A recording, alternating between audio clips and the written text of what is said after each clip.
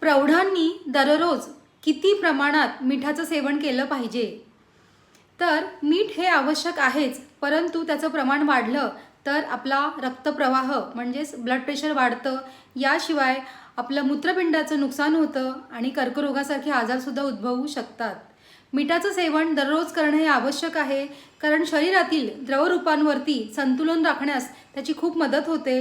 परंतु जर सोडियमचं प्रमाण म्हणजे मिठाचं प्रमाण जर वाढलं तर कॅल्शियमचं प्रमाण हे कमी होतं आणि त्यामुळे ऑस्टिओपोरोसिस होतो. म्हणून जागतिक आरोग्य संघटनेच्या म्हणण्यानुसार प्रौढांनी दररोज 5 ग्रॅमपेक्षा कमी मीठ खाल्लं पाहिजे आणि ते म्हणजे 2000 मिलीग्रॅम इतकं असतं.